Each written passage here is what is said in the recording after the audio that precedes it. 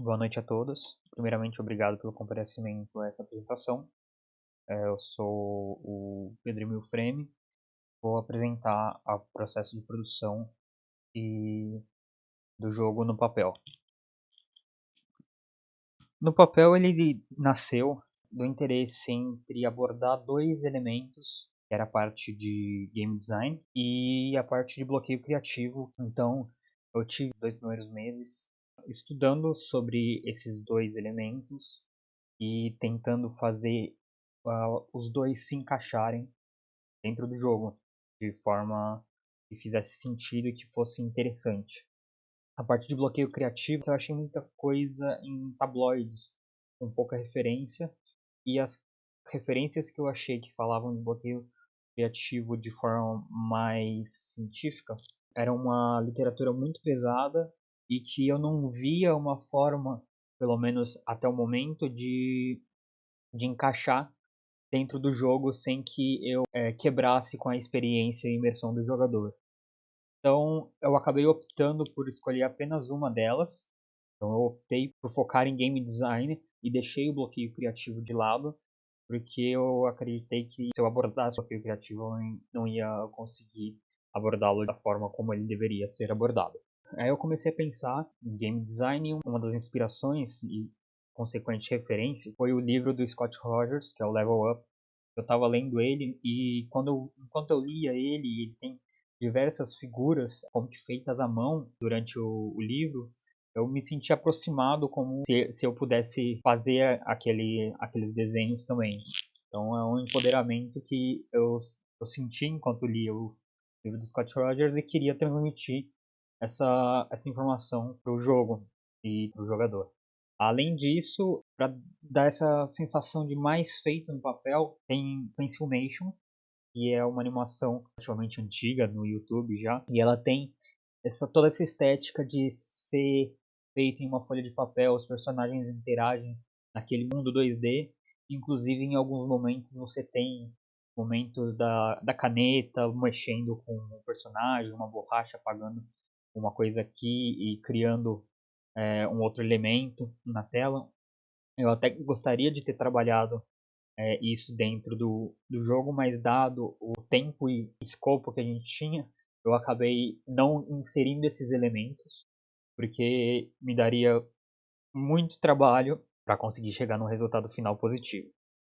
E além disso, um conceito que ficou muito na minha cabeça enquanto eu pensava em como transmitir esses conhecimentos que foram absorvidos do Scott Rogers sobre game design, como que eu vou pôr isso dentro de um jogo? Eu lembrei da matéria de roteiro e nela a gente tem uma das coisas que são apresentadas lá é o desenho de gameplay em que a gente faz áreas das telas que a gente tem e dentro dessas áreas a gente vai introduzir quais são os elementos de mecânicas que estão ali. Então, eu fiz uma amálgama disso tudo e isso que acabou gerando a semente inicial do projeto. Então, eu pensei, como que eu vou transmitir essa informação de game design, além só do design do jogo, né? Então, para deixar mais claro isso, eu optei por colocar algumas anotações. Então, durante o jogo você coleta essas anotações, seriam as anotações feitas para justificar os elementos que estão ali naquele momento e por que eles aparecem naquele momento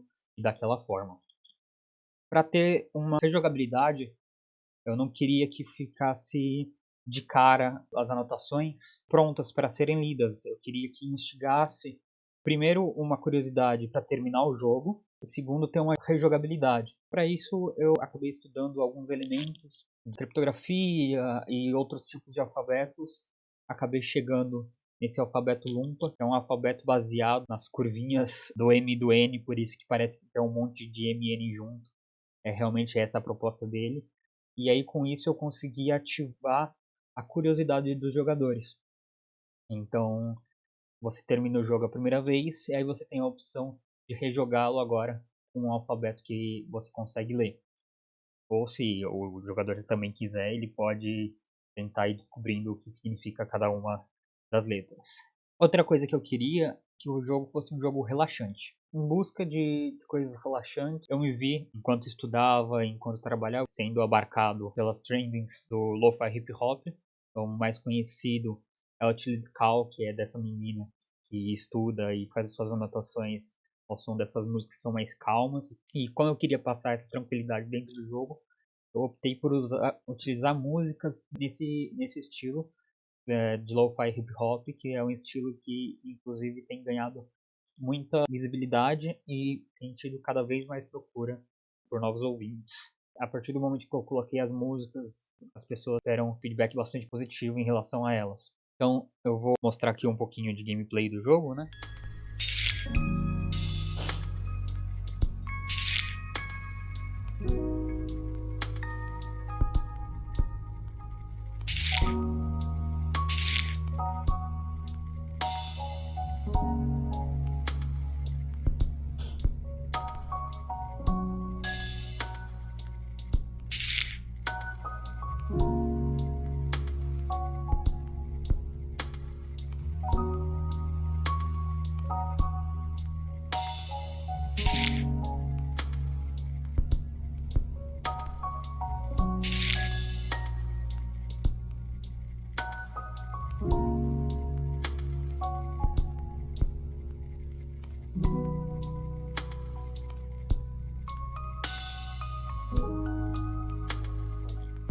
Agora a gente terminou o jogo e eu coletei todas as anotações. Então a gente pode rejogar ativando a tradução dessas anotações. Então deixa-se de usar o alfabeto Lumpa e passa-se a usar o alfabeto padrão.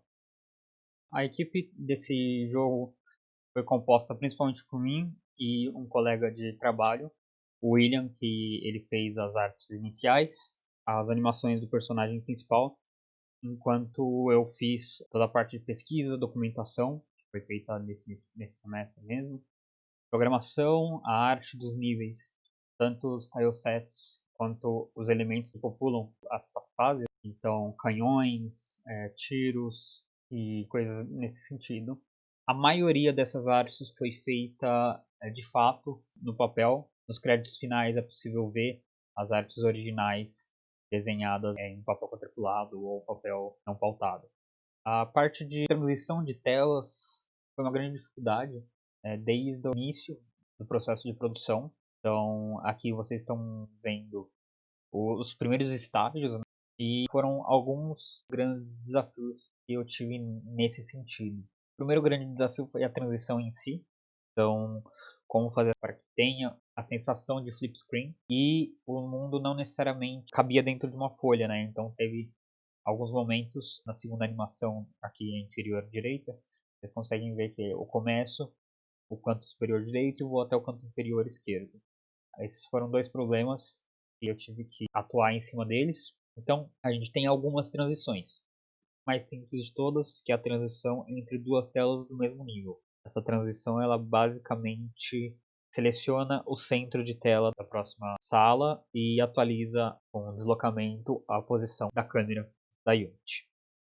A segunda tipo de transição são essas transições que eu precisava transportar o personagem de um ponto do mapa até outro ponto do mapa. Para isso eu tenho uma variação dessa primeira transição que vai aceitar o vetor posição e aí assim que eu atinjo esse trigger eu faço a transição da câmera, eu levo a câmera até o centro e coloco o personagem na posição necessária. Para que eu tenha isso visualmente no editor, eu usei um Game Object vazio com um gizmo e aí eu conseguia posicionar esse ponto de transformação onde eu quisesse na tela de uma forma bem mais fácil.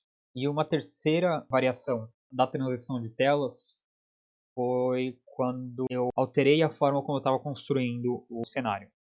Então, até a primeira metade do desenvolvimento, eu estava construindo todos os cenários, todas as áreas e salas dentro de um único arquivo. Isso, em um momento, se tornou inviável, porque tinha muitas informações e eu acabava me perdendo dentro daquelas informações. Então, eu optei por dividir o cenário e cada área ficar com seu arquivo. E eu carregava essas áreas na medida que fosse precisando. Para isso, eu implementei um terceiro tipo de transição. Quando eu ativo o trigger dela, eu carrego de forma assíncrona o próximo mapa. E aí isso gerou uma outra dificuldade, que era as transições entre mapas, eu perdia a referência. Então, ou era carregado como uma referência nula, ou a referência não existia ainda. Para isso, eu tive que implementar um sistema de mensageria para que toda vez que eu carregasse uma área nova, eu atualizasse as transições que precisavam desses vetores que estavam nulos. Dessa forma, eu consegui juntar as áreas no mesmo lugar. Uma coisa que me ajudou muito durante o processo de desenvolvimento, eu criei um grupo no WhatsApp e toda vez que eu terminava uma alteração do projeto, eu subia para o itch.io e enviava para essas pessoas testar essas alterações e possivelmente achar bugs que a gente sabe que quando a gente está desenvolvendo, a gente acaba tomando o caminho feliz e invariavelmente acaba não pegando bugs que assim que você joga isso na mão de um usuário final é a primeira coisa que ele vai achar. E não foram poucas as vezes que realmente isso aconteceu. Então, eu trabalhava em uma feature nova, eu trabalhava em uma área nova, testava localmente, achava que estava tudo correto, subia essa atualização para o itch.io. Em pouco tempo, eles já vinham com algum feedback de alguma coisa que tinha quebrado, de alguma coisa que não estava funcionando. Então, com isso, eu consegui ter um ciclo de correções positivo. Fazer essa build em HTML5 é uma outra coisa que diminuiu muitas barreiras. Não é todo mundo que tem um computador bom para jogar, ou não é todo mundo que tem um computador que possa rodar jogos. Com o HTML5 eu consegui diminuir essa barreira e com qualquer browser que a pessoa entrasse, ela conseguia jogar e ter esse ciclo virtuoso de feedback e novas alterações. Eu acredito que esse projeto é um projeto que tem um cunho muito interessante. Eu gostei muito de estudar os elementos de game design e eu acho que existem pontos que ainda podem ser melhorados e podem ser melhor abordados dentro do jogo. Então, para os próximos passos, eu quero fazer uma revisão da arte. Eu optei agora por uma arte mais simples pelo nosso escopo, né? Então, fazer um jogo em um semestre letivo é uma coisa bastante desafiadora. Inclusive, foi uma recomendação dos meus orientadores diminuir o escopo e fazer de uma forma mais simples.